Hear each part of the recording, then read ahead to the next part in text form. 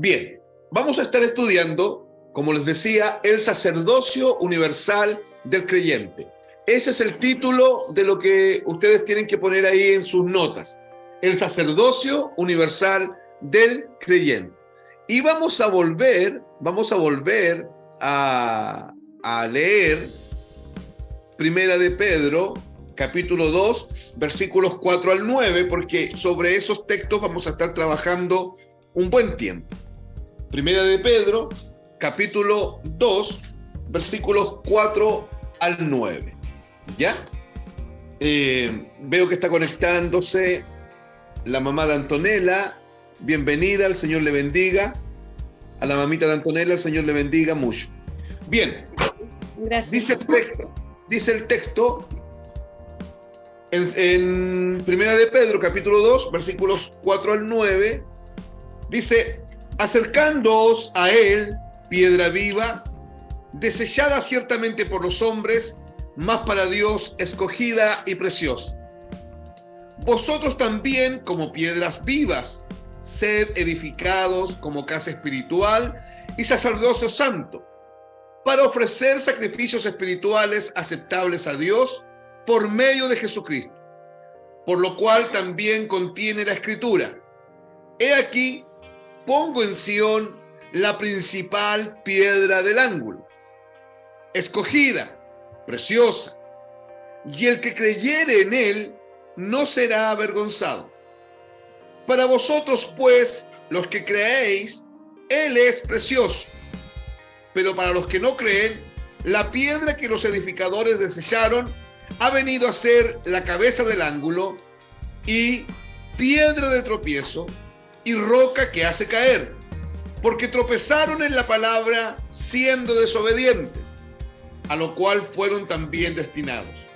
Mas vosotros sois linaje escogido, real sacerdocio, nación santa, pueblo adquirido por Dios, para que anunciéis las virtudes de aquel que os llamó de las tinieblas a su luz admirable. Bien, vamos entonces, aunque parezca redundante decirlo, a estar estudiando una doctrina que es muy poco conocida, pero que es entiendo yo, de carácter urgente para nosotros. Nosotros necesitamos entender y comprender a la luz del Evangelio qué enseña la Biblia con respecto al sacerdocio universal del creyente. Esta doctrina la necesitamos conocer. Ese es el título de la doctrina, el sacerdocio universal del creyente. Antes de sumergirnos en los textos bíblicos, porque vamos a estar viendo y escarbando varios textos para entender lo que dice este texto de acá de Primera de Pedro 2, del 4 al 9, antes de eso, permítanme recordarles dos conceptos que necesitamos tenerlos pendientes y conscientes mientras dure toda la temática. Permítanme recordarle lo que es el proselitismo y permítanme recordarle también lo que es el sincretismo. El proselitismo, o como se conoce también el proselitismo religioso, este concepto nace de otro concepto, de un concepto que está en la Biblia, de la palabra prosélito. El Señor Jesús dice en el Evangelio: ay de vosotros, escribas y fariseos hipócritas, que recorréis mar y tierra para hacer, escuchen, un prosélito. Y una vez hecho a un prosélito, le hacéis doblemente merecedor del infierno que vosotros. Este texto habla de una crítica que Jesús le hace a los judíos y sobre todo a los líderes religiosos, porque les dice: ay de vosotros, escribas y fariseos hipócritas. Ellos eran los líderes religiosos, eran los líderes del judaísmo. Y les dice: ay de vosotros. Ese ay indica que es un reproche que Jesús les está haciendo, porque ustedes recorren mar y tierra para hacer un prosélito. ¿Qué es lo que era un prosélito? El judaísmo era la religión institucional del pueblo judío, y el judaísmo estaba establecido sobre la base de los sacrificios de animales. Estaba establecido sobre la base de los sacrificios durante todo el año para perdón de pecados. Y habían varias fiestas solemnes también que se celebraban ahí en conjunto a esto. El judaísmo tenía una cantidad de tradiciones que los mismos judíos le agregaron a la ley y a la palabra de Dios. Y dentro del judaísmo, como les decía, había un elemento que era que los judíos habían considerado la posibilidad de que hubiese en medio de el pueblo judío, hubiesen hombres y mujeres que pudiesen practicar el judaísmo, pero sin ser judío de nacimiento, sin ser judío de sangre. ¿Ya, hermanos? ¿Me están siguiendo? Entonces, un prosélito, ¿qué es lo que era? Era un hombre que se adhería al sistema religioso judío sin ser judío. Un prosélito era un hombre que se adhería, que se pegaba al sistema religioso judío sin ser judío. De esa palabra nace un concepto actual, contemporáneo en nosotros, que es el proselitismo religioso. ¿Y en qué consiste el proselitismo religioso? El proselitismo consiste en que los líderes de las instituciones religiosas hoy día están más preocupados de llenar sus templos con gente, no importando si esa gente es realmente hija de Dios o no. ¿Me están escuchando, hermanos? Sí. Hoy día, ¿qué es lo que es el proselitismo religioso? El proselitismo religioso nace del concepto prosélito, que es un prosélito, un hombre que se adhería al sistema religioso judío sin ser judío de nacimiento. Y el proselitismo religioso hoy día actualmente es todo el esfuerzo que las religiones realizan para llenar sus filas, para llenar sus templos. No importa si el hombre está convertido, no importa si la mujer está convertida, no importa si han nacido de nuevo o no, no importa. Lo único que importa es que van a la iglesia, tienen una Biblia, cantan, pero nunca, hermanos, nunca han experimentado la palingenesia, la regeneración. Nunca han nacido de nuevo. Por eso que tenemos que ser cuidadosos. Por ejemplo, cuando nosotros nos dicen que en nuestro país hay 5 millones de cristianos, eso no es así. Eso es nominativo, porque mucha de esa gente jamás ha experimentado el nuevo nacimiento. ¿Amén, hermanos? Eso es proselitismo religioso. No lo pierda de vista ese concepto. Y hoy día, insisto, todas las religiones están haciendo un gran esfuerzo por este proselitismo. Venga a la iglesia, venga al culto. No importa si usted se convirtió o no, venga nomás. Y se le dice hermano, se le dice hermana a cualquier persona que dice creer en Jesús. Pero hermanos, los mormones también creen en Jesús, pero no creen en el Jesús de la Biblia. Los testigos de Jehová también hablan de Jesús, pero niegan que Jesús es Dios. Por lo tanto, no todo el que dice yo creo en Jesús es cristiano. ¿Me están siguiendo? El otro concepto es el sincretismo, que va también de la mano con la palabra religioso. Se llama sincretismo religioso. ¿Qué es el sincretismo? El sincretismo es un concepto, lo voy a explicar de manera muy sencilla para que usted entienda, que explica un fenómeno que ha ocurrido desde antaño, que ha ocurrido desde tiempo de que parte la iglesia. Por allá por el año 300 después de Cristo, cuando la iglesia empezó a crecer y empezó a avanzar y empezaron muchos a convertirse, en ese tiempo también se convirtió el emperador de Roma, que era Constantino. Y voy a decir se convirtió entre comillas, porque él tuvo un sueño con una cruz y él, entre comillas, abrazó la fe cristiana por ese sueño. Y hermanos, nosotros hemos entendido que para que alguien nazca de nuevo necesita experimentar el nuevo nacimiento, necesita ser llamado por Dios de tinieblas a luz, ¿correcto? Y Constantino, ¿qué es lo que hizo? Se autodenominó Maximus Pontificis, cabeza de la iglesia y al mismo tiempo cabeza del Estado. Y la iglesia, y ahí nace la Iglesia Católica Apostólica Romana, año 305, año 325 después de Cristo, más o menos. Después de eso, Constantino empezó a avanzar con el Imperio Romano, y donde se conquistaban territorios como Imperio Romano, se obligaba a la gente a bautizarse para hacerse cristiano. Ese era un elemento que ocurría, pero eso iba acompañado de otro elemento. Cada vez que la iglesia avanzaba y llegaba a un territorio, se encontraba con que en ese territorio habían grupos étnicos o grandes clanes o grandes tribus, como por ejemplo los vikingos, los nórdicos, los vascos en algún momento, y una cantidad de etnias que habían en Europa, en Asia y en el norte de África. Cuando ellos fueron avanzando, se encontraron con estas etnias, y estas etnias tenían una idiosincrasia, tenían sus dioses.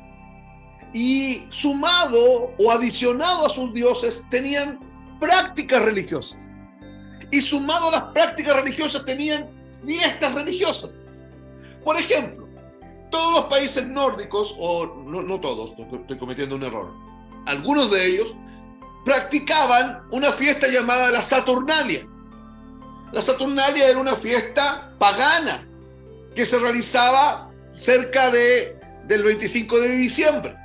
Cuando llegaron llegó el Imperio Romano, regiones llegaron con un evangelio totalmente humanizado, y llegaron bautizando a la gente para que, decían ellos en ese tiempo, no se quedara moro y fuese cristiano. Además se encontraron con estas fiestas. ¿Y qué hizo la Iglesia Católica? ¿Qué hizo el emperador de turno? Tomó la fiesta y la cristianizó. Le dijo a la gente, le dijo a esa etnia: sigan con su fiesta, sigan realizándola, pero ya no se va a llamar más Saturnalia. Ahora se va a llamar, por ejemplo, Natividad del Señor. Ya no va a ser más una fiesta mitraísta de adoración al Dios Sol, sino que va a ser una fiesta de adoración a Jesús, el Hijo de Dios, el Niño Dios. Yo estoy dando un ejemplo. Pero habían cientos de fiestas que fueron cristianizadas. Y eso se llama sincretismo religioso. Nosotros nos encontramos acá en nuestro norte de Chile con fiestas cristianas que se llaman las diabladas. Que alguien me explique cómo una fiesta cristiana se llama la diablada. Hay una sola forma: por medio del sincretismo religioso. Y hoy día nos vamos a encontrar en una cantidad de grupos que, comillas, profesan fe en Cristo, cierro comillas, pero que sus prácticas son prácticas sincretistas. ¿Qué es el sincretismo? Es la mezcla de principios bíblicos con tradiciones y costumbres paganas. Esa mezcla es una mezcla sincretista. Y hoy día, mientras crecemos y avanzamos como iglesia, nos encontramos frente a estas dos realidades. Cientos de líderes haciendo proselitismo religioso, sin importar si la gente ha experimentado realmente o no la palingenesia, la regeneración, y cientos de grupos sincretistas, cultos donde hay prácticas en los cultos que Dios no permite, pero que han venido de fiestas paganas, que han venido de prácticas paganas y que son parte de la iglesia como si fuese algo normal. ¿De acuerdo? ¿Cuál era el primer concepto? Proselitismo religioso. ¿Y cuál era el segundo? Usted, a medida que vayamos avanzando, usted me va a entender por qué yo quise comenzar recordando estos dos conceptos de manera muy sencilla. No lo estudiamos de manera profunda, sino que de manera muy sencilla, para que usted se acuerde de esto. Lo hemos estudiado en otra ocasión. A ver, lo primero que yo quiero decirles es que el Nuevo Testamento hace muchas referencias a esta doctrina conocida como el sacerdocio universal del creyente.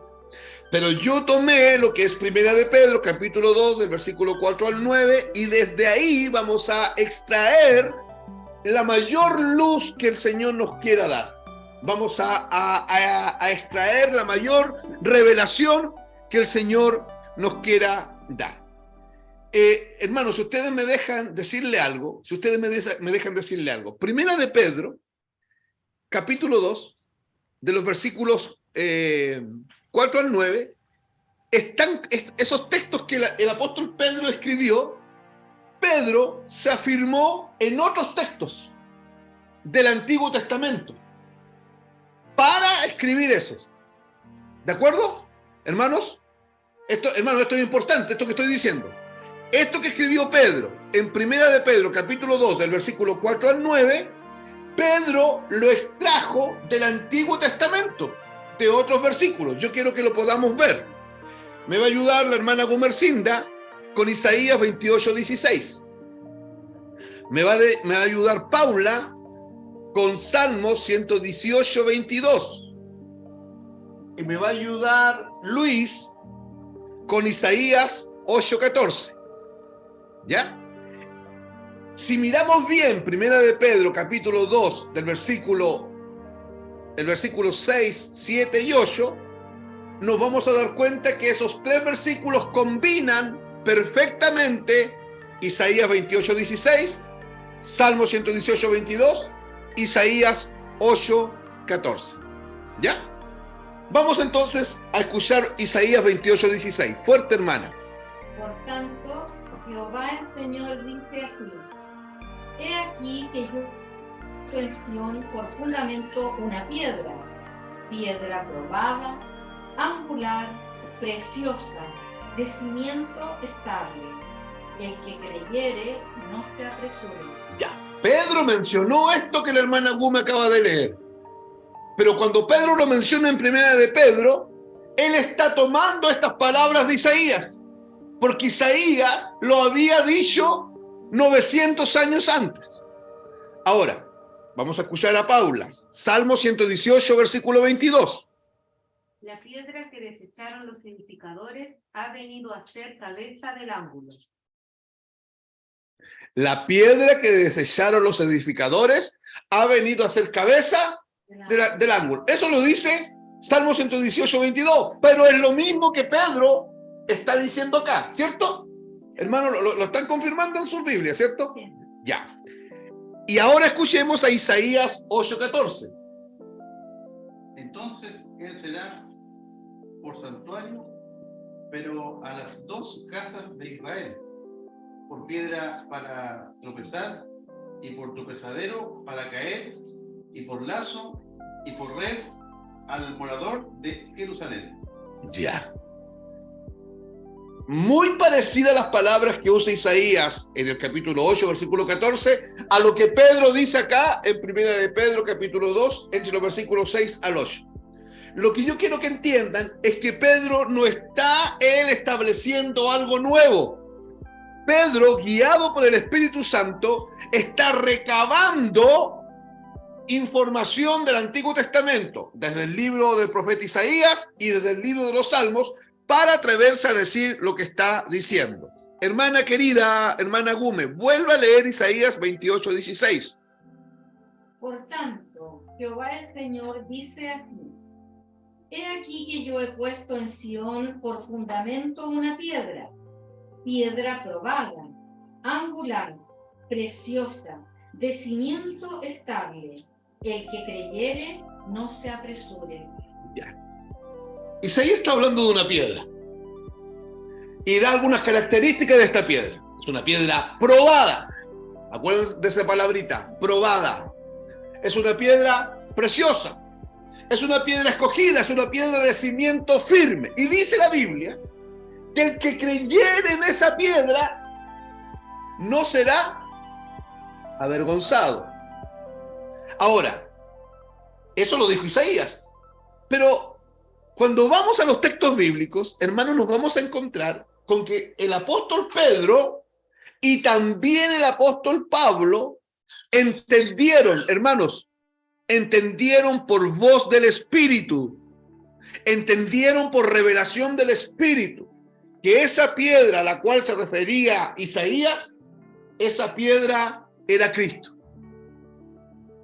Yo se los voy a demostrar. Vamos a ir a la cita que estamos estudiando, a Primera de Pedro, capítulo 2, versículo 4. ¿La tienen? ¿Quién la puede leer? El 4 y después el 7. ¿Sí? Acercándoos a él, piedra viva, desechada ciertamente por los hombres, mas para Dios escogida y preciosa. Para vosotros, pues, los que creéis, él es precioso. Pero para los que no creen, la piedra que los edificadores desecharon ha venido a ser la cabeza del ángulo. Listo. La hermana leyó Primera de Pedro, capítulo 2, el verso 4 y el verso 7. ¿Por qué? Porque yo les estoy diciendo que tanto el apóstol Pedro, hermanos, como el apóstol Pablo, ambos entendieron por revelación que esa piedra era Cristo, ¿cierto? Y el versículo 4 que leyó la hermana dice, mire cómo dice. Dice, acercándoos a él, piedra viva. El texto no dice, acercándoos a la piedra viva. No, el texto es explícito y nos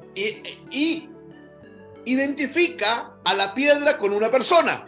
Dice, acercándoos a él, piedra viva. Viendo el texto que esa piedra viva es él, es un hombre. En este caso, Cristo, que es perfectamente hombre y que es verdadero hombre delante de Dios. Y el versículo 7, hermana Gume, vuelvo a leerlo. Para vosotros, pues, los que creéis, él es precioso. Ya, hasta ahí. Para vosotros, pues, los que creéis, otra vez. Él es precioso. Él, no dice la piedra, ¿cierto? Dice, él es precioso. Pero Isaías dice que la piedra es preciosa. Y Pedro está explicando y aclarando que Isaías se refiere a la piedra figurativamente, pero que es Cristo, que es esa persona.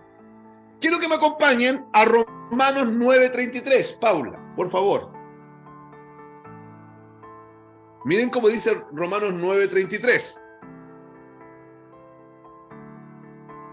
Como está escrito, he aquí pongo en Sión piedra de tropiezo y roca de caída, y el que creyere en él no será avergonzado. Otra vez.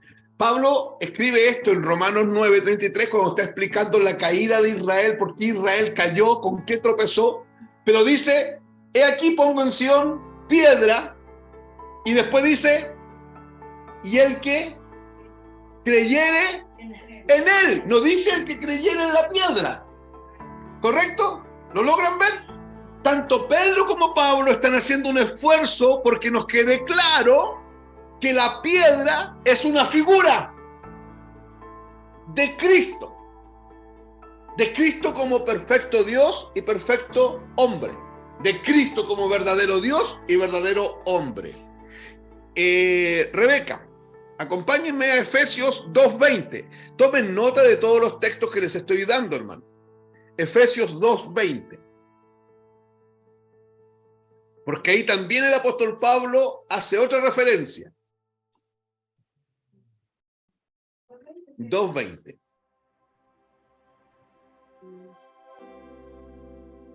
Edificados sobre el fundamento de los apóstoles y profetas, siendo la principal piedra del ángulo Jesucristo mismo. Ah, ya. Pablo aquí es más categórico. Ahora Pablo viene y de manera clara, de manera categórica, de manera así muy, muy nítida, él viene y dice, siendo la principal piedra del ángulo, ya habíamos escuchado a Isaías decir que él era la piedra del ángulo, ¿cierto? Ahora viene Pablo y dice, siendo la principal piedra del ángulo, Jesucristo mismo.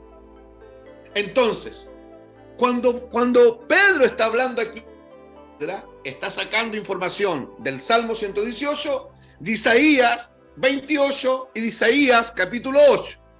Esos tres textos en el Antiguo Testamento hablan de una figura, usan la piedra como figura, pero Pedro y Pablo nos aclaran que esa figura está apuntando a la persona de Cristo. Y en el texto que leyó recién Rebeca está sumamente claro. Pablo lo dice, ¿cierto? Siendo la principal piedra del ángulo, Jesucristo mismo. Entonces, cuando Pedro habla de la piedra angular, ¿a quién se refiere? A Cristo. Cuando la Biblia habla de la piedra angular, de la roca, ¿a quién se refiere? Cristo.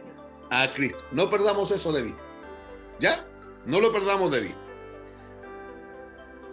Ahora, el Salmo 118, que leyeron delante, el Salmo 118, vamos al versículo 2. Salmo 118, 2.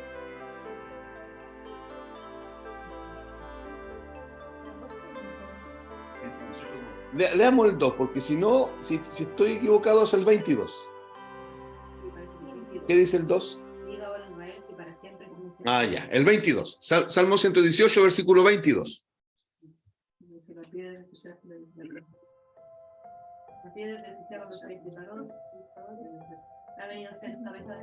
Ya. La piedra que desecharon los edificadores ha venido a ser cabeza del ángulo. ¿De qué piedra estamos hablando? De Cristo. O sea, a Cristo por un lado lo desecharon y por otro lado vino a ser cabeza del ángulo, la piedra angular. Déjenme adelantar un poquitito. En las construcciones antiguas de ese tiempo existía algo que se llamaba piedra angular. Y la piedra angular era la roca que se ponía sobre toda construcción, sobre la cual se hacía el fundamento y sobre la cual recaía todo el peso de la construcción. Por lo tanto, este texto está diciendo que Cristo es la piedra, es el fundamento y es la roca que va a sostener y a contener toda la construcción de lo que Dios está haciendo. ¿De acuerdo? Eso es lo que nos dice el texto. Pero esa piedra, para que haya venido a ser piedra angular, la roca sobre la cual Dios está construyendo, fue desechada. Y fue desechada por los edificadores. Ahora, ¿saben que mientras yo escarbaba y buscaba en su momento para tener claridad de lo que estamos estudiando, me encontré con unas palabras de Jesús en Mateo capítulo 21, versículo 42. Hermanos, los que están allá conectados, abran sus Biblias, léanlas. No solamente se dejen llevar por lo que yo estoy diciendo, lean lo que el texto está diciendo. Porque Jesús tomó también esta figura y él la usó. Y él dijo algo. ¿Qué dice Mateo 21, 42? Jesús les dijo: ¿nunca leísteis en las Escrituras: la piedra que desecharon los edificadores ha venido a ser cabeza del ángulo? El Señor ha hecho esto, y es cosa maravillosa a nuestros ojos. Ya, hermanos, estamos estudiando una doctrina tan importante que el propio Señor Jesucristo tuvo que él encarar y confrontar a los líderes de su época y decirles: ¿nunca leísteis esto? En otras palabras, ¿nunca leísteis Isaías 28, el Salmo 118 e Isaías 8? ¿Nunca leísteis que ahí dice que la piedra que desecharon los edificadores ha venido a ser cabeza del ángulo? ¿Nunca lo leyeron ustedes? ¿Ustedes no están al tanto de esto?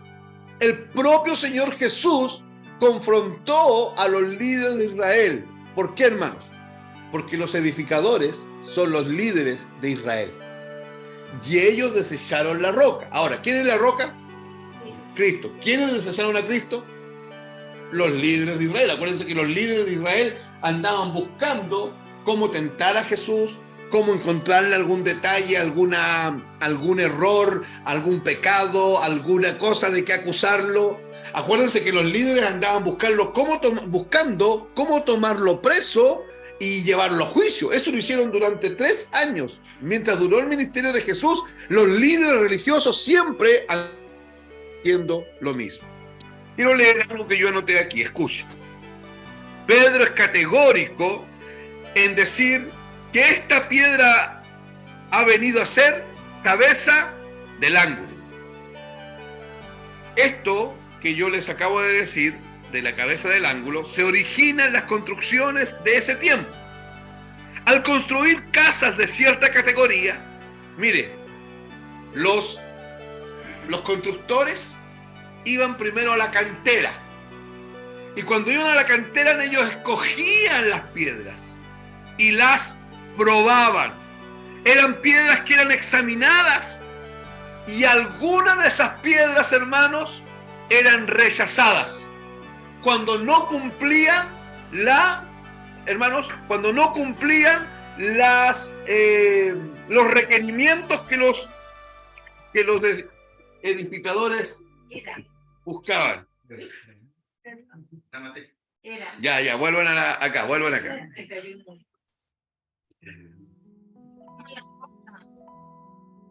¿Ya? ¿Murió ya o no? Ya, listo. Volvamos acá. Hermanos, ¿qué se hacía con estas piedras en las canteras?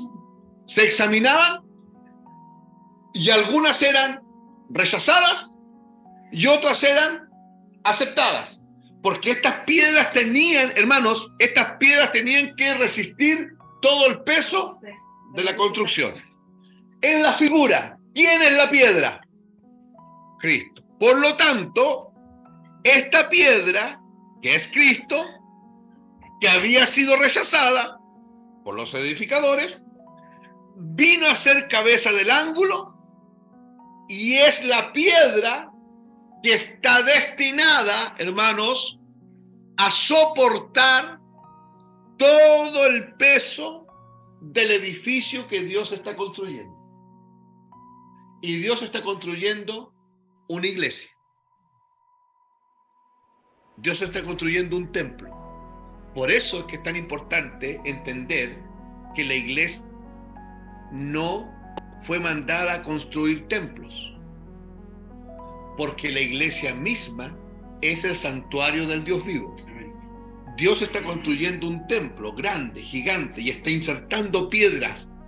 Y cada piedra que inserta es un hombre o una mujer que Él salva. Pero todas esas piedras están sostenidas y contenidas sobre una roca, una piedra. ¿Cómo se llama esa piedra? Piedra angular. ¿Y quién es esa piedra? Cristo. Esa teoría católica apostólica romana de que la iglesia descansa sobre el primer papa, que es Pedro, es una mentira. La iglesia descansa sobre Cristo y sobre ningún hombre, ningún pastor, ningún profeta, ningún evangelista, ningún apóstol, ninguna pastora, aunque no existen, pero ninguna pastora puede llevarse él o ella el título de que sobre ellos recae el peso de la iglesia. No, la iglesia está siendo fundamentada y está siendo construida sobre la piedra angular. ¿Y quién es la piedra angular? Jesucristo. Ya, vamos a ir analizando algunas cositas, hermano. A ver, hermana Paula. Primera de Pedro, capítulo 2, versículo 4. El 4, solamente el 4. Solamente el 4. Acercándoos a él, piedra viva, desechada ciertamente por los hombres, mas para Dios escogida y preciosa. Ya, vamos a ver esas tres cosas. ¿Por qué dice el texto? Vamos a dejar el verbo acercándoos para después y vamos a centrarnos en por qué el texto dice que la viva es escogida y es preciosa. Primero, según Pedro y según Pablo, Jesucristo es esta piedra, ¿cierto? Y es una piedra viva. ¿Por qué? Hermanos, tenemos que entender que este concepto viene de los pasajes del Antiguo Testamento. ¿Cuáles pasajes? Isaías y Salmos, ¿cierto? Que decían que había una piedra que iba a ser desechada.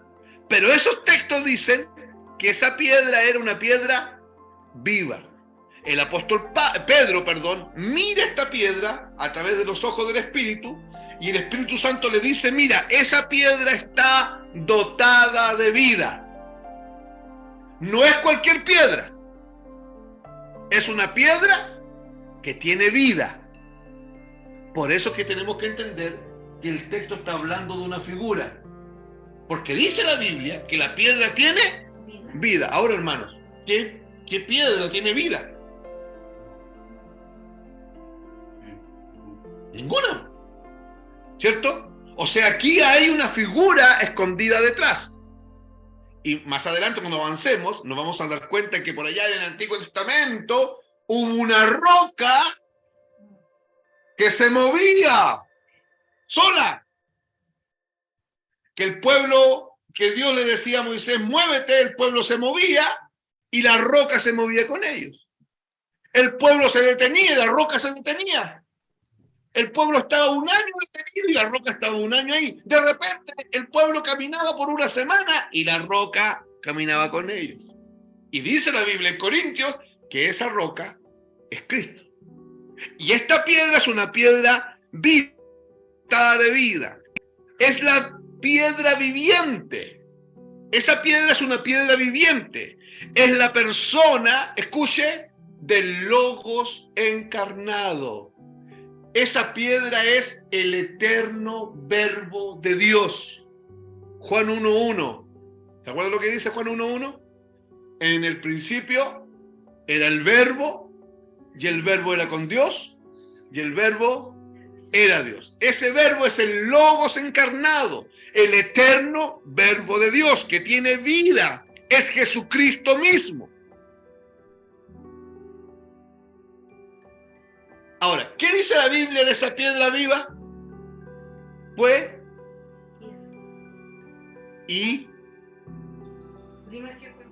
Fue probada, fue cogida y fue desechada. ¿Por quién? Pero ¿cómo dice el texto? Por los edificadores. Ya, hermanos. Esa piedra viva, ¿quién es? Cristo. Hermanos, y Jesucristo fue examinado.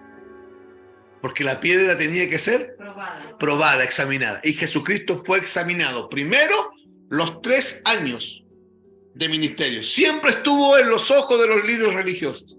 Y segundo, los 4 días antes de su muerte.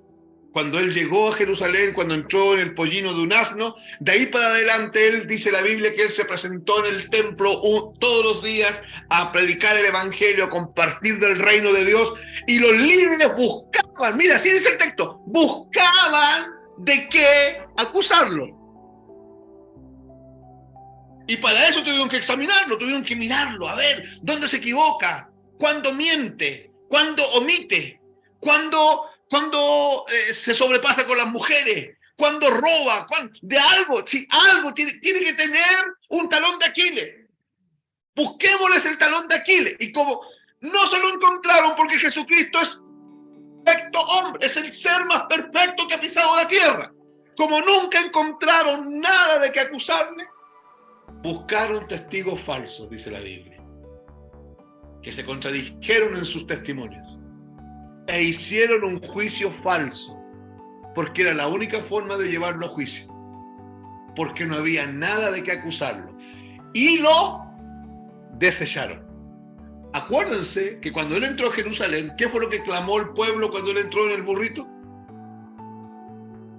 El pueblo lo salió a esperar con hojas de palma. ¿Y qué clamaban? Hosana al rey de los judíos. 4 días después, los mismos gritaron, crucifícale. ¿Qué hicieron? Pero escuchen, dice la Biblia que antes de que el pueblo gritara crucifícale, los líderes religiosos, que son quienes, los edificadores, dice que instigaron al pueblo a que lo crucificaran, o en otras palabras, a que lo desecharan. Y él es la piedra viva, ¿de acuerdo? Porque es el Logos encarnado. De eso Jesús dijo, yo soy el camino, yo soy la verdad y yo soy la vida. Soy la vida. Yo no tengo vida. Yo soy la vida. Por eso cuando a Jesús lo clavan en la cruz y da su último, exhala el último suspiro y él logra expirar y muere, como él es la vida, 3 días más la muerte, el sepulcro, no pudo contener la vida, porque la vida es más grande que la muerte. Por eso es que es posible que un hijo del diablo sea hijo de Dios. ¿Por qué? Porque lo imposible, lo único imposible, hermanos, lo único imposible es que el muerto viva. Pero no hay imposible para Dios, porque Él es vida. Y si la vida llega donde está la muerte es absorbida por la vida. Está viniendo un texto a mi cabeza. Ezequiel ve un valle de huesos secos. Y Dios le dice, Ezequiel, anda y mira, y dime qué es lo que ves.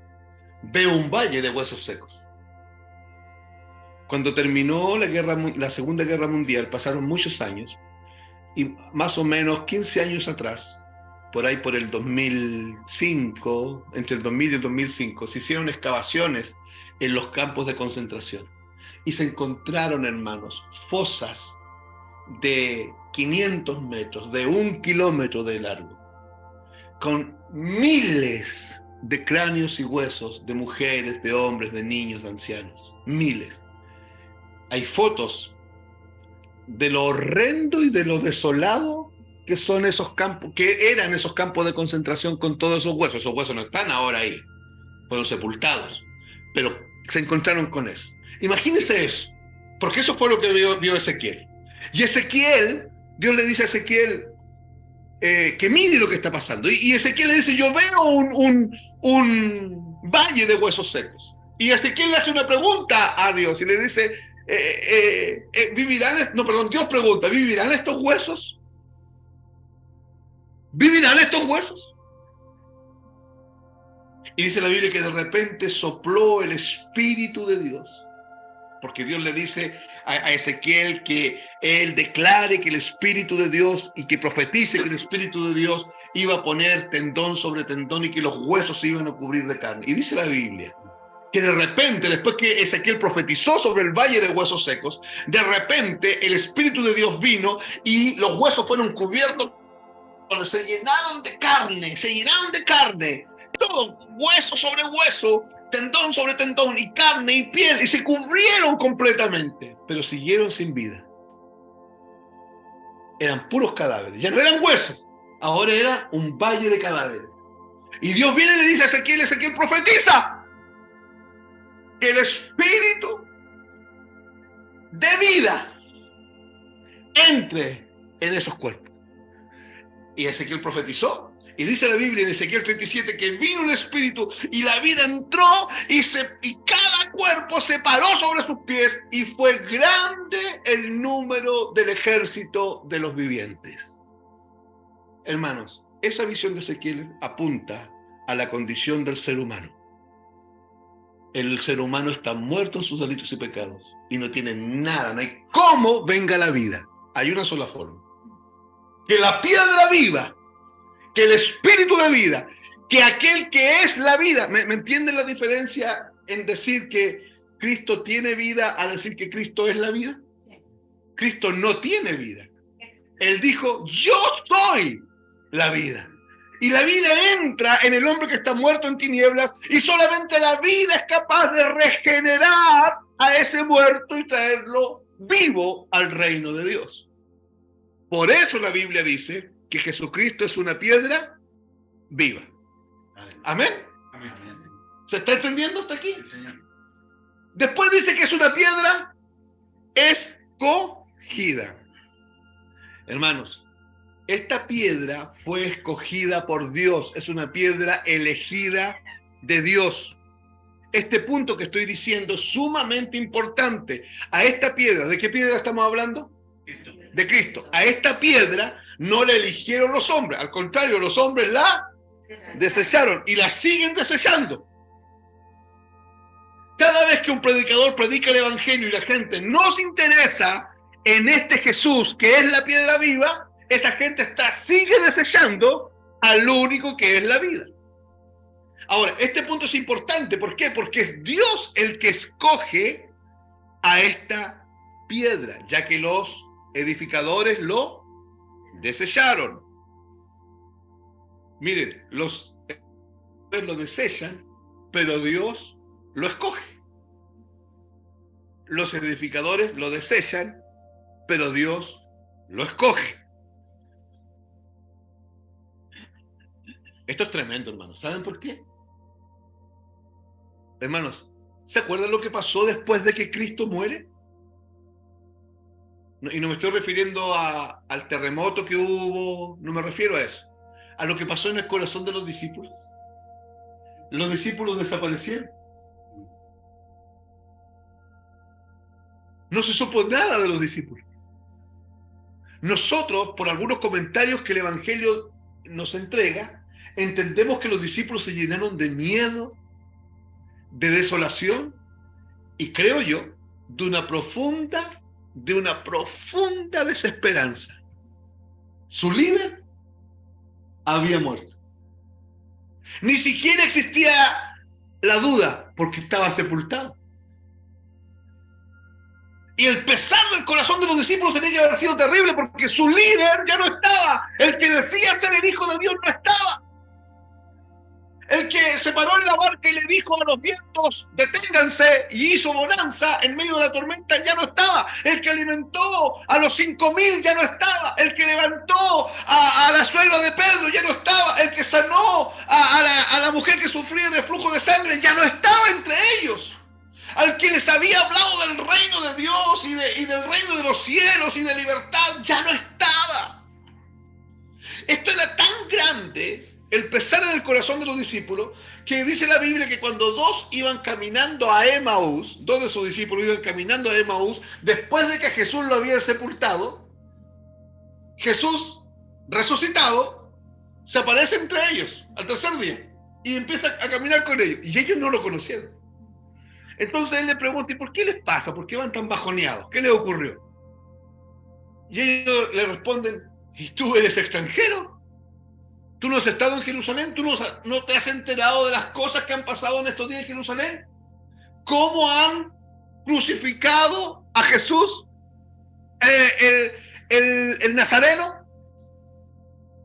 Y dice en la Biblia que Jesús empezó a relatarle todo lo que las escrituras decían de él, desde Moisés, o sea, Génesis, Éxodo, Levítico, Número, Deuteronomio, eso significa Moisés, desde Moisés, pasando por los salmos y los profetas.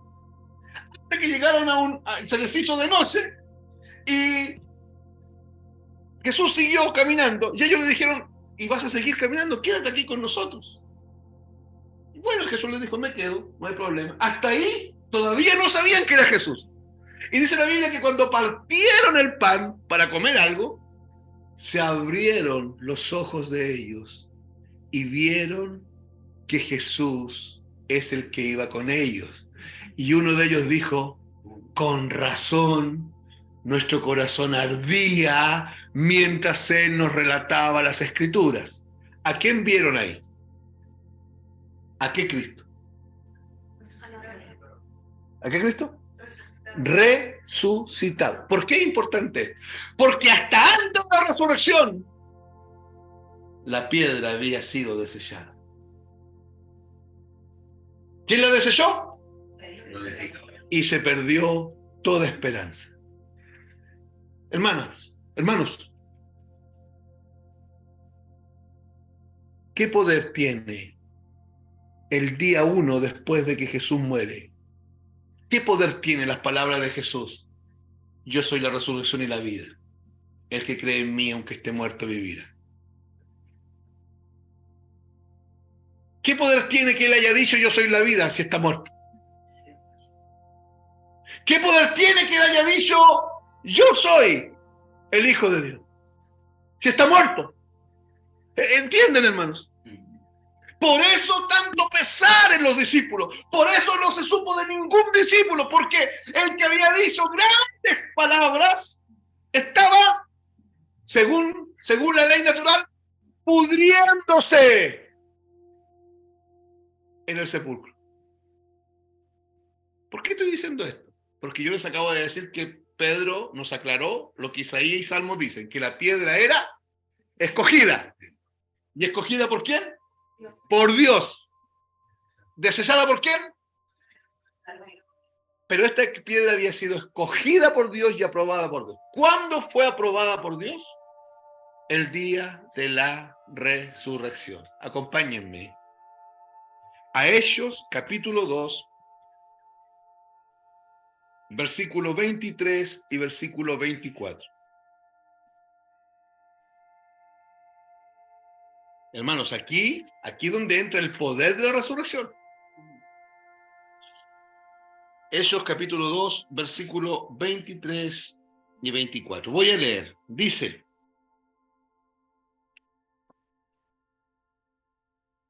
a este. No, voy a leer el 22 para contextualizar. Varones israelitas, oíd estas palabras. Jesús Nazareno, ¿de quién estamos hablando? De Cristo. Varón aprobado por Dios. ¿Cómo fue? Aprobado. ¿Y qué hicieron los edificadores? ¿Y aquí qué dice el texto? Fue aprobado por Dios entre vosotros con las maravillas, prodigios y señales que Dios hizo entre vosotros por medio de él, como vosotros mismos sabéis. A este, ¿a quién? A Cristo, que al mismo tiempo es ¿qué? La piedra viva y escogida, ya. Entregado, escuchen, entregado por el determinado consejo. El determinado consejo son los ancianos de Israel. Es el consejo de ancianos, el concilio. Y anticipado también, el determinado consejo y anticipado conocimiento de Dios. Por el conocimiento de Dios, Dios anticipadamente entregó a Jesús. Escuchen. Vosotros lo prendisteis y matasteis por manos de inicuos, crucificándole. Y aquí llegamos al punto que quiero que entendamos. Al cual Dios levantó, suelto los dolores de la muerte, por cuanto era imposible que fuese retenido por ella. ¿Por qué Dios lo levantó, hermanos?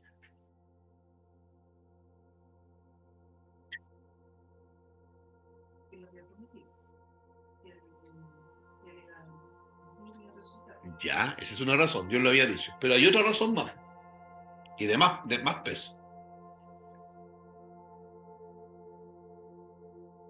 Que su naturaleza le va a permitir Que la vida fue retenida por la muerte. Ya, porque Él es Vida. la vida. La muerte no podía contenerlo. Al contrario, la vida la absorbió la muerte, se la tragó. Y hay un tercer elemento. Todo lo que Cristo dijo e hizo estaba en entredicho. Porque había sido desechado. Estaba en entredicho. Por ejemplo, dijo que Él era la resurrección. Estaba muerto. Era la vida, estaba muerto. Era la vida, estaba muerto. Que era el Hijo de Dios, estaba muerto. Está todo en entredicho, ¿se dan cuenta? Cuando viene Dios y lo levanta, porque escuchen, no fue Jesús que se levantó, fue levantado por el poder de Dios. Cuando viene Dios y lo levanta, es Dios dándole la aprobación. Yo necesito que entiendan esto. La resurrección es el acto de Dios de vindicación de Cristo como su Hijo. Es la aprobación de Dios de que Él sí es su Hijo. Es la aprobación de todo lo que Jesús dijo y de todo lo que Jesús hizo. Si Cristo no hubiese sido resucitado por su Padre, Cristo sería el gran farsante de todos los tiempos. pero Cristo sí fue resucitado por su Padre. Este es el significado de la resurrección, la cual es una reivindicación de Cristo. Es decir, es el acto de Dios por medio del cual Él confirma y vindica a Jesús como el Mesías, como su Hijo. Y es una afirmación categórica de que todo lo que el Señor había dicho y había hecho en sus 33 años como hombre, incluida su muerte, había sido así y estaba totalmente y ampliamente respaldada por Dios y por el cielo mismo. Por eso es que Pedro deja claro que esta piedra viva es una piedra, primero, escogida y aprobada. ¿Cuándo fue aprobada? En la resurrección. Pedro deja claro que Cristo es designado como la cabeza del ángulo, como la piedra principal de la construcción que Dios está haciendo. Es la piedra que sustenta y sostiene, escuchen, voy a usar una expresión nueva, toda la casa espiritual. Porque Dios está construyendo una casa, pero es una casa espiritual.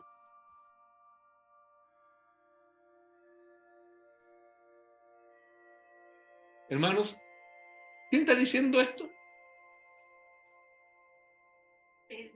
Pedro. ¿Quién es Pedro para algunos?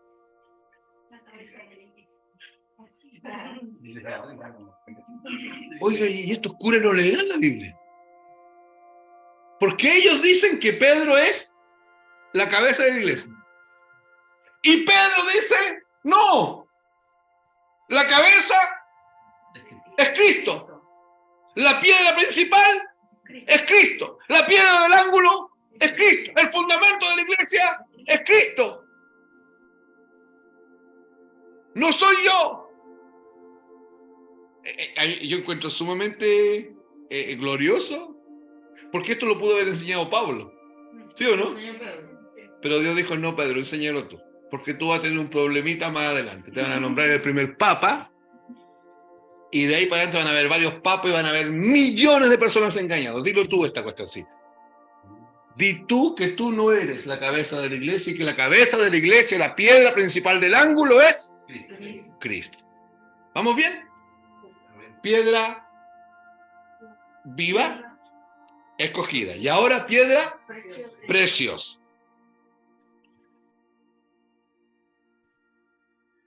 ¿Cuándo uno rechaza algo? Cuando no gusta, ya. Cuando le encontramos un defecto, ¿cierto? Cuando consideramos que lo que nos están pasando o lo que nos trajeron es inútil. O cuando nosotros miramos eso no le damos valor alguno. ¿Estamos de acuerdo? Pero aquí el texto dice que la piedra es preciosa. El hombre rechaza esta piedra, porque dice la Biblia que los edificadores lo rechazaron. ¿Por qué lo rechazaron?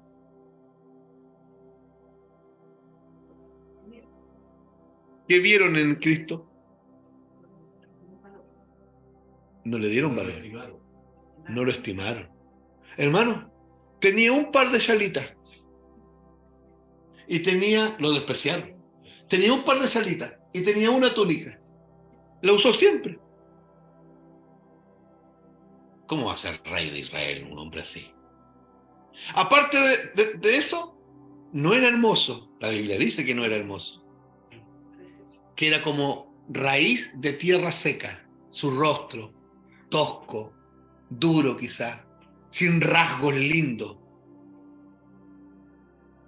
No había parecer en él, dice Isaías. Ni hermosura, dice. Así dice el texto. ¿Sabe? No era de las familias nobles. No era Ustuburuaga. No era Compañón. No era Rockefeller. Era Jesús, hijo de María. Le quiero contar algo. María era de la familia de David, pero era de los familiares pobres. María era lo que siempre en toda familia hay unos más acomodados que otros. María era del linaje de David. La Biblia dice que era del linaje de David, pero era de los pobres. Jesús nació en un hoyo. El pesebre, por si acaso, no es el establito que ponen debajo del pino siempre. Era un hoyo donde había paja dentro de una casa donde comían la oveja. Ahí nació Jesús. Ese es un pesebre, un hoyo en la tierra. ¿Cómo va a ser rey de Israel un hombre así?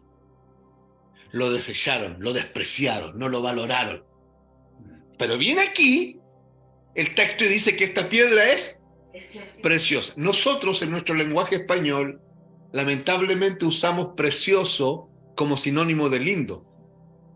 Nosotros creemos que bello, hermoso, bonito y lindo es sinónimo de precioso. Decimos, ¡ay, la flor que está preciosa, que está linda! ¡Oye, el cuadro precioso, la bailarina, mira, precioso! Y estamos usando mal el término, porque precioso tiene que ver con precios, con valor, con cuantísimo. El texto dice que esta piedra es preciosa, es carísima. La despreciaron porque la vieron inútil. La estructura externa, no lograron ver quién habitaba el cuerpo de Jesús, y el cuerpo de Jesús era habitado por el Logos eterno, por el Verbo eterno de Dios, por Dios mismo. Pero Dios lo elige esta piedra como preciosa. La misma piedra que es preciosa para los que creen por la fe. La misma piedra que es preciosa para los que creen por la fe. Viene a ser todo lo contrario para los que no creen. Hermanos, la gente no entiende el amor que el cristiano tiene por Cristo. La gente no entiende el amor, la devoción que el cristiano tiene por Cristo. Por eso usted no le puede llamar hermano, escuche, y lo digo con respeto, con mucho respeto, pero lo digo categóricamente porque así lo enseña la Biblia. Usted no le puede llamar hermano a alguien que le tiene más devoción a María que a la piedra preciosa. Usted no le puede llamar hermano a alguien que dice, sí, Cristo es un profeta, pero no es Dios. Usted no le puede llamar hermano a alguien que dice que Cristo está al mismo nivel de José Smith y del ángel que le habló a José Smith.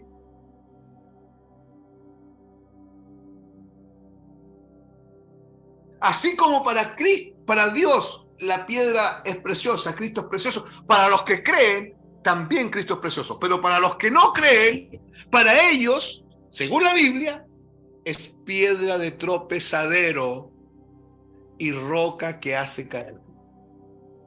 ¿Estamos hablando de quién? De Cristo. De Cristo estamos hablando. Y ese Cristo, para los que creen, ¿cómo es? Precioso. Precioso. Y para los que no creen, Piedra de tropezadero. la gente tropieza en la persona de Cristo. Las religiones tropiezan en la persona de Cristo y caen en la persona de Cristo. Hermanos, frente a esta piedra, el Evangelio mismo es Cristo. Cristo es la piedra. Los caminos del hombre se bifurcan. Todo se aclara. O se le recibe a esta piedra o se le rechaza. O se cree en esta piedra o no se cree en esta piedra. No hay zonas medias. No hay medias tintas con Jesús. El que conmigo no es, dijo Cristo, a través de Pablo, contra mí es. El que conmigo no recoge, desparrama. O estamos con él, o estamos contra él. O somos de la luz, o seguimos en tinieblas. O creemos en él, o lo rechazamos. No hay lugar para la neutralidad. Eso es lo que significa el texto. La piedra, para los que creen, es preciosa. Ahora, la pregunta es, aquí habemos reunida, entiendo yo, gente que creemos en esta piedra. ¿Es precioso para nosotros? Cuando cantamos ese cántico que dice, precioso Jesús, ¿Qué estamos diciendo? ¿Lindo Jesús? ¿Hermoso Jesús? ¿O estamos reconociendo el tremendo valor que Él tiene en nuestra vida? ¿Sí? ¿Eso estamos haciendo? El valor que Él es en nosotros. ¿Eso estamos haciendo? Hermanos, ¿seguro que estamos haciendo eso? ¿Por qué entonces las cosas que circundan nuestra vida nos desaniman tanto?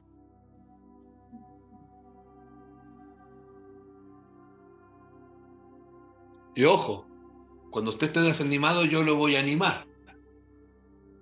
Pero ¿por qué las cosas que circundan nuestra vida las valoramos tanto? ¿Por qué? Porque nosotros nos desanimamos porque las valoramos mucho. Por eso es el desánimo. El desánimo se produce en nosotros porque valoramos mucho todo eso que circunda nuestra vida. Pero cuando valoramos mucho lo que circunda nuestra vida, estamos depreciando lo único que tiene valor. Porque para los que creen, la piedra es preciosa, carísima. Es lo más caro que tenemos. Una pregunta a cualquiera de ustedes, el que quiere me responda. Es una dinámica para entender. Dejando a Jesús de lado por 30 segundos. ¿Tienen algo de valor en su vida? ¿Tienen algo que ustedes valoren mucho? ¿Alguna cosita que dejó la abuelita, que dejó la mamá, o algo que me costó comprar, el terreno, la casa, el auto, la blusita que era de no sé quién, no sé? ¿Hay algo de valor que usted cuida ahí, que no se lo toquen? ¿Hay algo? ¿No? ¿Su guitarra? ¿Sí? Es de gran valor. ¿Sí? Me imagino que es un valor sentimental, porque no vale mucho eso. Es un valor sentimental que tiene, por los años que la ha tenido. Ya, ok, listo. Sí, claro. Sí, de eso estoy preguntando. ¿Y el resto? Tus plantas son de gran valor. Sí, pues si se las pasan a llevar, Señor, que el Señor nos encuentre a todos confesados. ¿Ya? Las plantas, ya. ¿Alguien más tiene algo de valor? Yo hasta 2 semanas tenía 2 cosas de mucho valor. ¿Ya? Mi trabajo y mi desempeño laboral. Listo. El Señor me lo botó. Ya, pero eso sí, tenía era muy valioso. Ya. Yo tengo hartas Biblias, pero tengo una que es la más fea, es la más vieja, pero es la que tiene todas mis anotaciones. Que el día que cuando yo no esté, alguien la use, va a tener harto de dónde sacar. ¿Sí? ¿Ya? La Biblia esa no vale más que la otra. Se puede, porque está tan viejita que se puede vender en 10.000 pesos si es que vale eso. Pero para mí tiene un valor, vale más que una enciclopedia de libros que tengo. Porque tengo mucha información escrita en la Biblia. Ya, ahora hermanos, esa era una dinámica. Esas cosas que tienen valor a usted no se la tocan. Eso sí usted lo cuida, usted lo guarda, usted lo protege, usted se esfuerza. Usted se desgasta. ¿O no?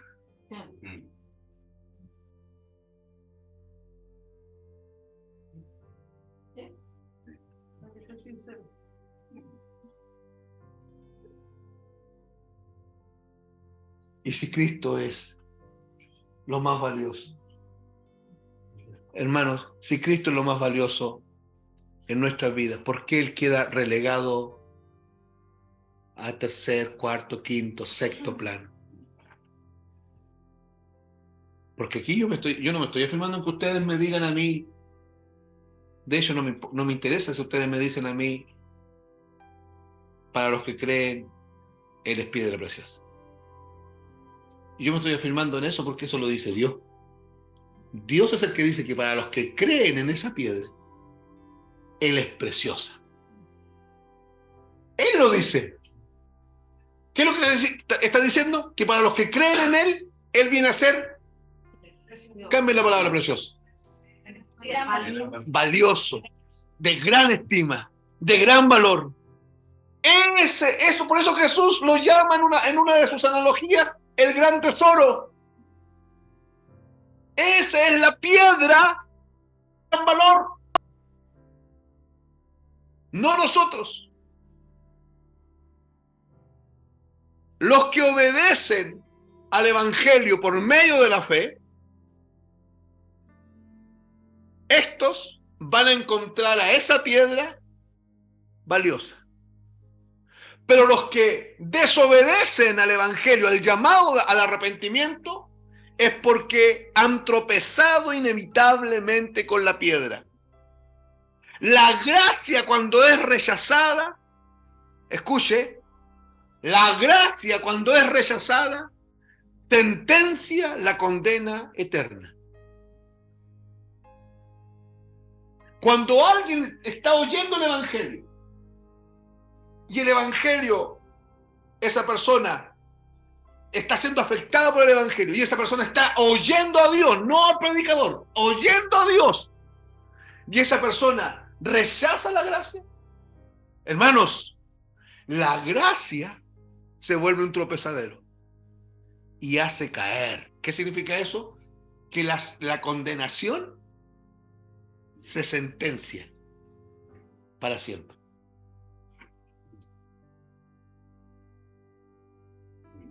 Yo quiero pedirles que oremos, pero solo voy a pedir después para que no quede aquí grabado el nombre.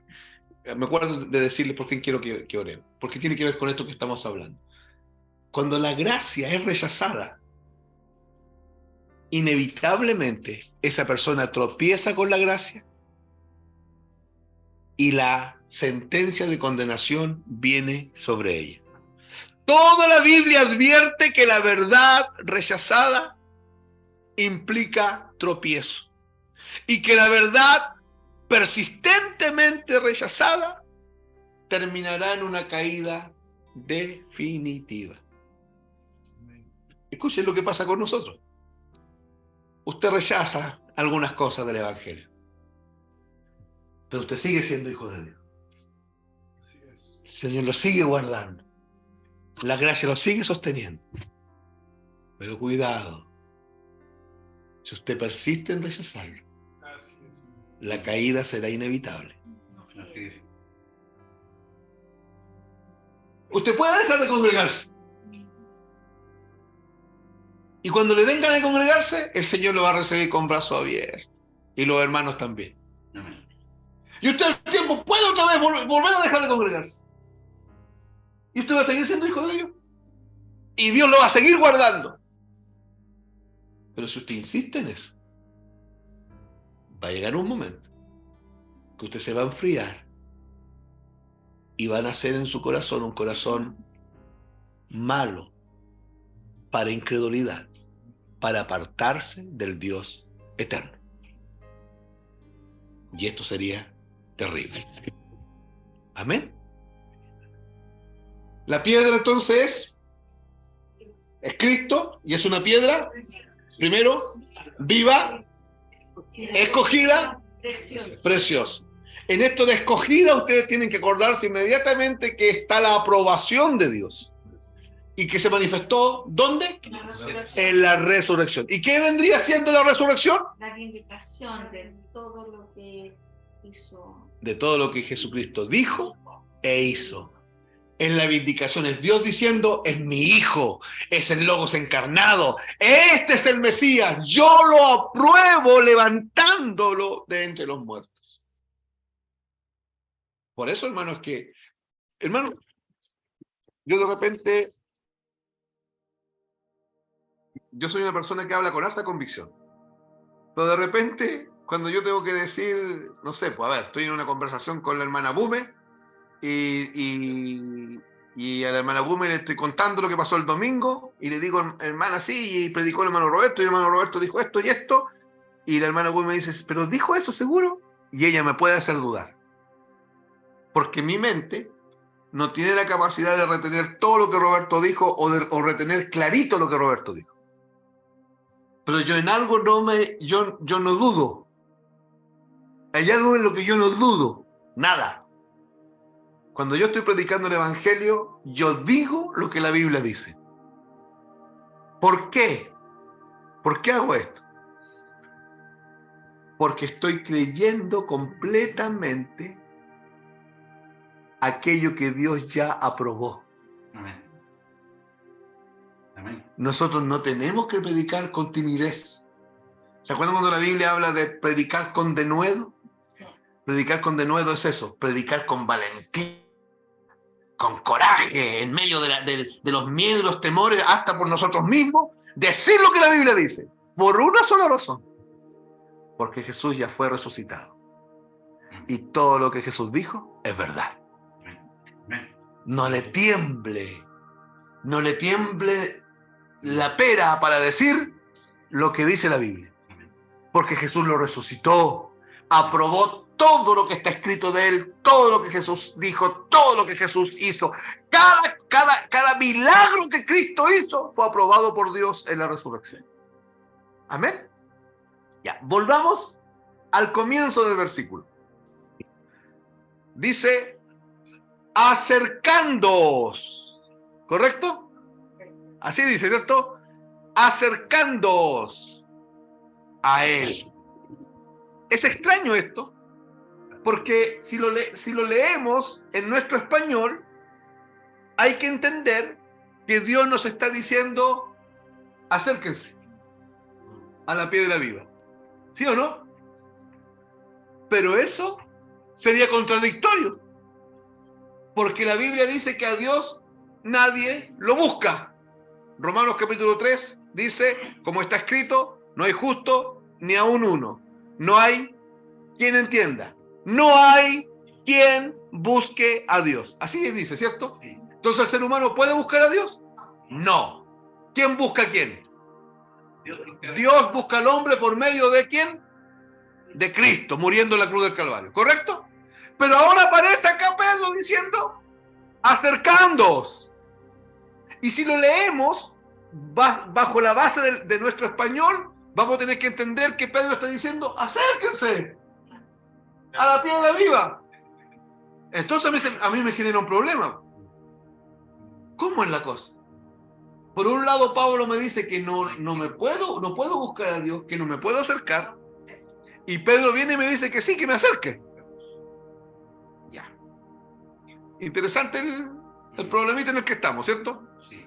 Vamos a escudriñar entonces. Y es lo último que decimos.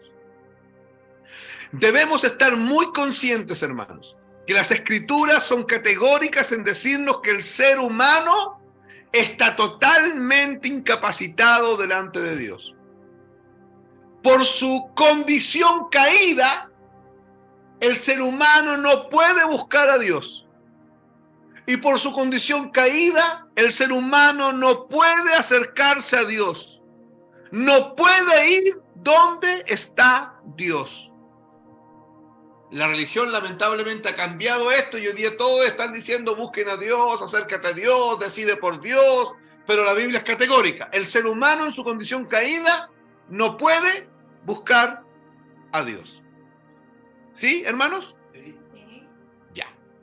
Lo que pasa es que la palabrita acercándoos es una palabra griega y es la palabra proserchomai.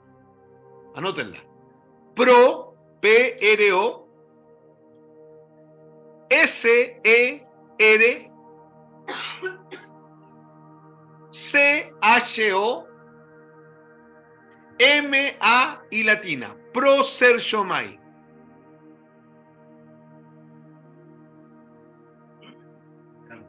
¿Ya? Acercándoos. Así fue traducida. Pero en griego, ¿cómo dice?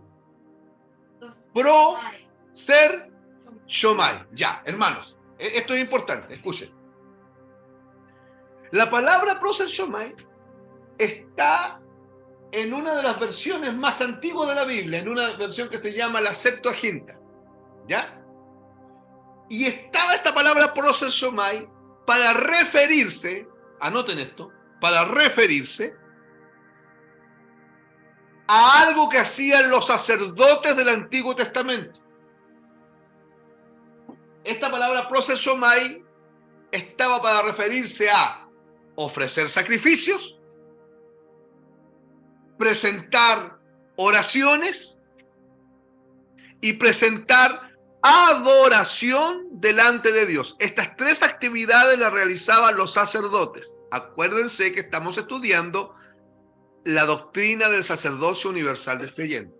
Y la palabra prosesomai es una palabra del griego que se encuentra en la versión de la Septuaginta, donde esta palabrita está para referirse a tres acciones que realizaban los sacerdotes del Antiguo Testamento. Número 1, ofrecer sacrificios. Número 2, presentar oraciones.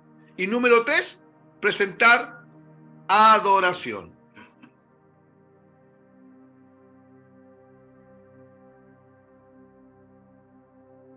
¿Ya?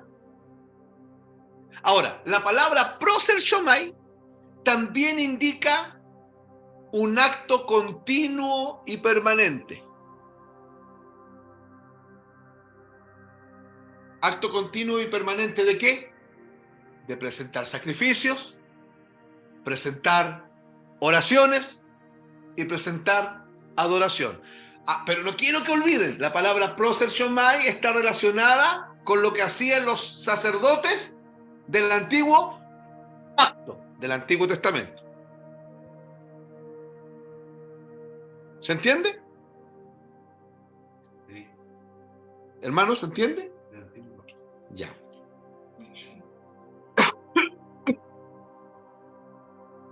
Pero esto quiero que quede claro. Los sacerdotes, no es que ellos se acercaban.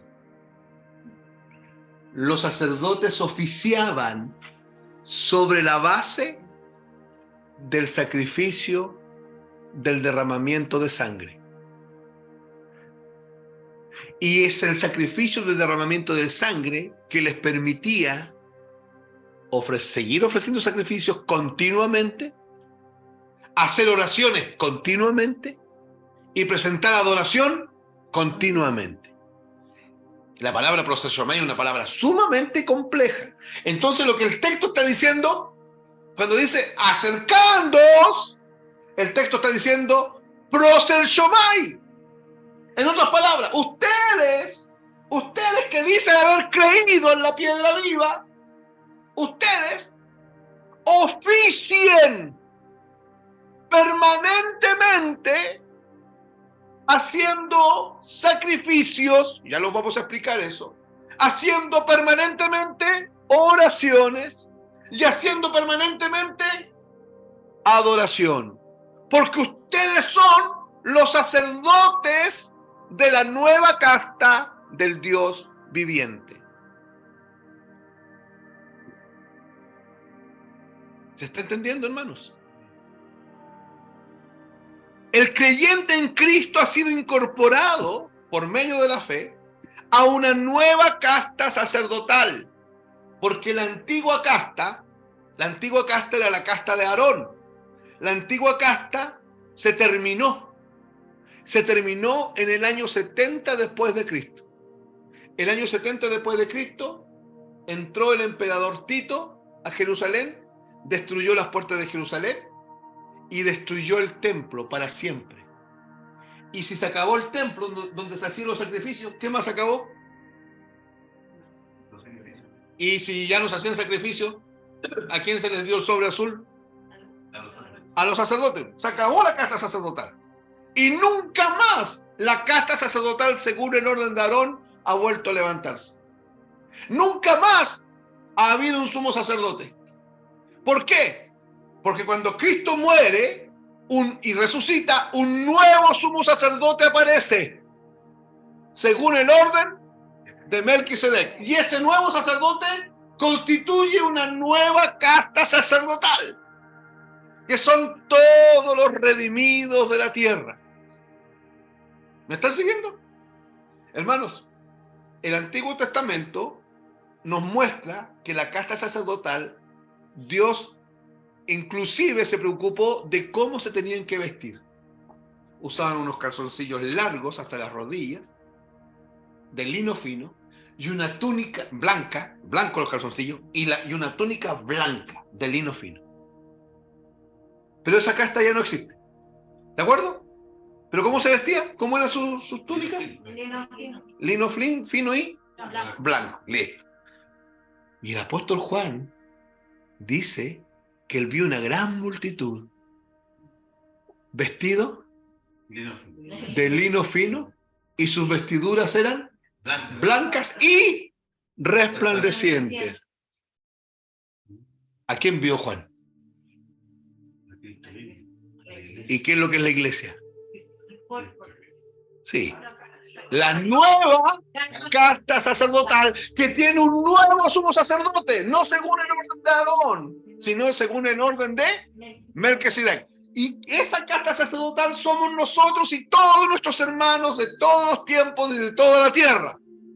Y ellos, todos estos que somos los sacerdotes del Dios vivo, tenemos que hacer un proser shomai. Proser shomai no es acercarse, porque el hombre no se puede acercar a Dios. El hombre fue acercado. Dios lo buscó y Dios lo atrajo hacia él mismo por medio de la muerte de Cristo y lo hizo para Dios un sacerdote, una sacerdotisa del Dios Altísimo. Y ahora, proser shomai. ¿Qué es proser shomai? Que usted permanentemente y continuamente hace sacrificio delante de Dios, hace oración delante de Dios y hace adoración delante de Dios. Eso está diciendo el texto.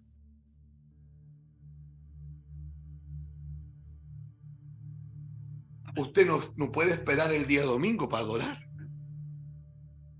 para cargar las pilas, porque el lunes, el martes, el miércoles y el jueves el mundo le dio como tarro y ya usted no aguanta más. Y me encima como es flojo y no llegó al culto el día martes, anda más mal. No, usted es sacerdote y usted se mueve en el proser shomai. Usted cumple permanentemente un oficio sobre el sacrificio de Cristo. Usted fue acercado por la sangre de Cristo. Acuérdense lo que dice la Biblia, que hemos sido hechos cercanos por la sangre de Cristo. Usted fue acercado. Usted no se puede acercar. Usted está en Cristo. Y usted ahora tiene que hacer un proser shomai. La actividad sacerdotal. Y eso no depende si usted está en el culto o no. Eso no depende de si están los hermanos con la guitarra o no para adorar. Eso no depende de si están los dirigentes de la iglesia o no para orar, para que me digan por qué hay que orar. ¿Se está entendiendo?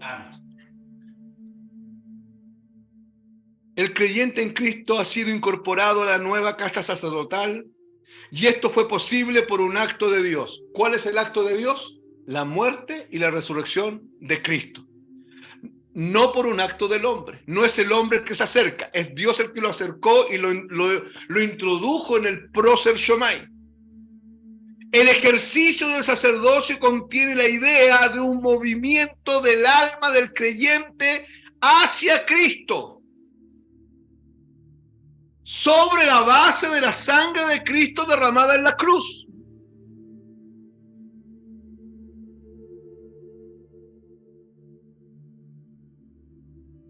Hermano, este proser shomai cuesta explicarlo, pero a ver si me entienden.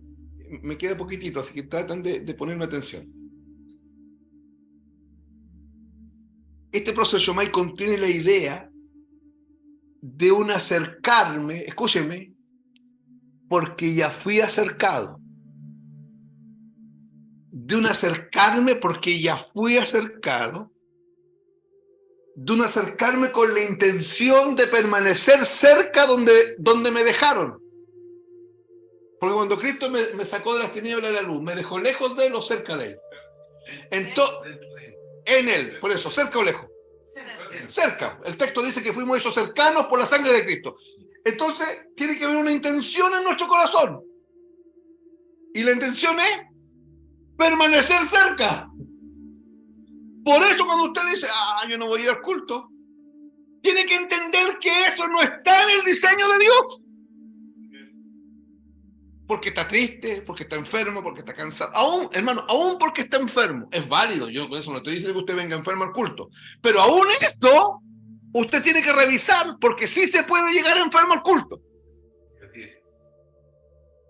Porque hay hermanos que llegan enfermos al culto.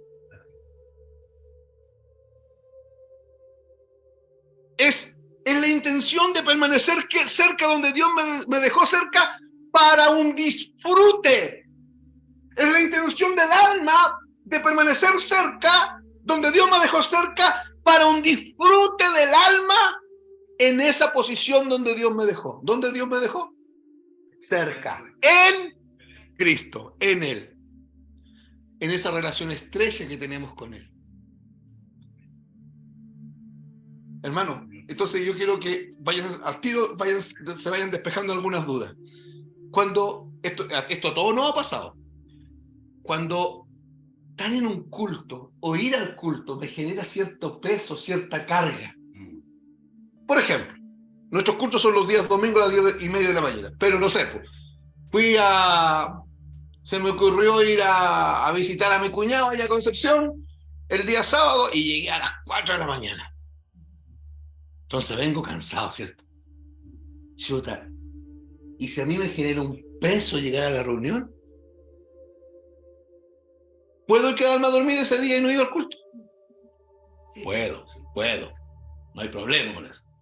¿Pierdo mi salvación? No. Pero yo tengo que hacerme un análisis interno en quién soy en Cristo Jesús. Y en Cristo Jesús yo soy un sacerdote de Él. Y tengo que moverme siempre en esta línea del Proser Shomai. ¿Y qué es el Proser Shomai? Mantenerme oficiando permanentemente en Cristo, porque en Cristo mi alma disfruta. Porque en Cristo, en esa posición por la cual fui dejado, en la cual fui dejado por el sacrificio de Cristo, mi alma encuentra real satisfacción. Amén. Este acercándoos se refiere a un acercamiento estrecho, permanente y habitual, a una relación cercana. Se refiere a la actividad sacerdotal del creyente para mantenerse en esa relación que Cristo le otorgó. Es una actitud de corazón, en otras palabras. Debemos dejar claro, hermanos, que según las Escrituras el cristiano es un sacerdote y no un levita. Con esto termino. ¿Usted ha oído por ahí que en algunos grupos religiosos dicen, estos son los hermanos levitas? ¿Ah? ¿Quiénes son los levitas? Los músicos. ¿Ah? Aquí nuestros levitas serían Nico, Roberto, la Paula, Marco, esos son los levitas. ¿Ah? No, y en esos grupos los levitas sacan peso. Somos los levitas, ustedes son las ratas de la iglesia y nosotros somos los levitas. ¿Ya? Escuche. Las Escrituras dejan claro que nosotros somos sacerdotes. Amén. Y no levitas. Hermano, pero eso es semántica. Levita, sacerdote, levita. Eso es enredarse Ni mierda. en pequeñas cosas. Pero es que se enreda en eso. Pues al final aquí lo que se necesita es servir al Señor. No. En el antiguo pacto estaban los levitas y los sacerdotes. Los sacerdotes permanecían realizando sacrificio, oración y adoración permanentemente. Escuche lo que hacían los levitas. Trabajaban. Esos son los que le trabajan al Señor. Ay, hermano Víctor, ¿de dónde sacó eso? Vamos a la Biblia. Números 1.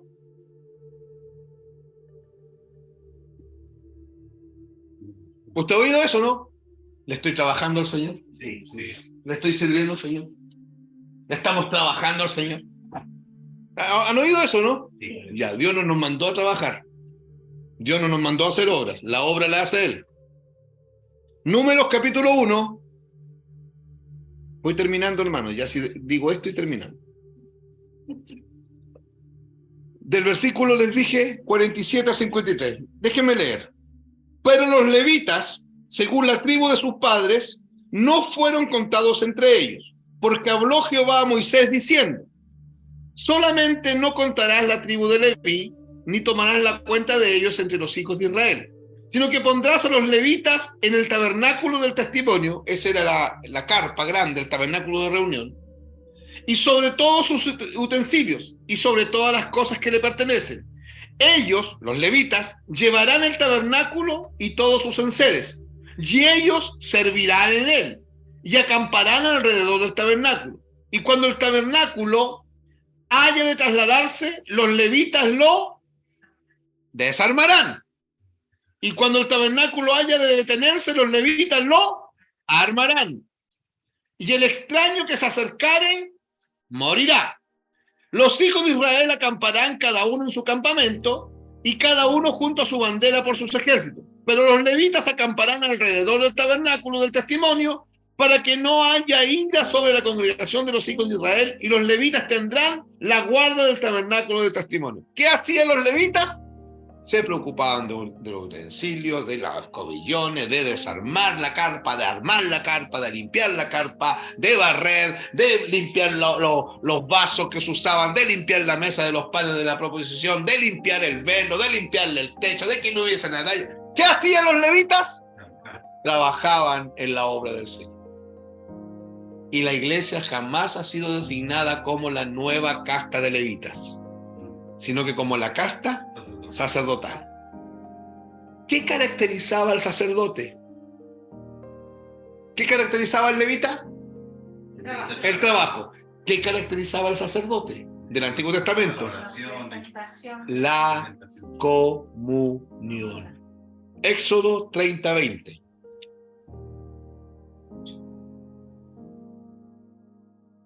Éxodo 30:20.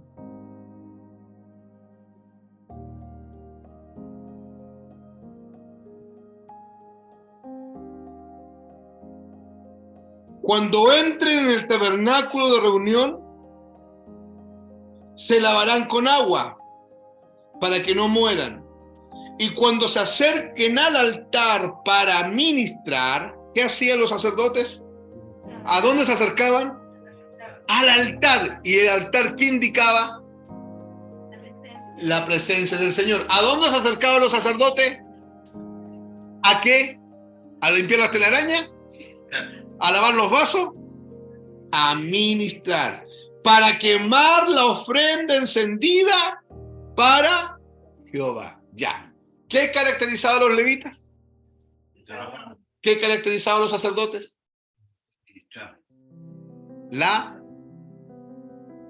El estar en la presencia. ¿Cómo se llama eso? Eso es La presencia del Señor, yo. La comunión. ¿Y qué somos nosotros? La nueva. ¿Qué tiene que caracterizarnos? La comunión. ¿Con quién? Con Cristo. Por lo tanto, el hacer sacrificio, el orar y el adorar no puede ser algo que a usted le cueste.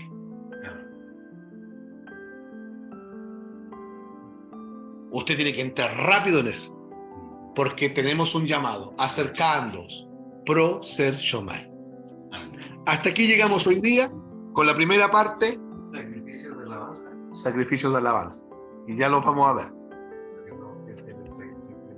Hasta aquí llegamos hoy día, hermanos. El Señor les bendiga.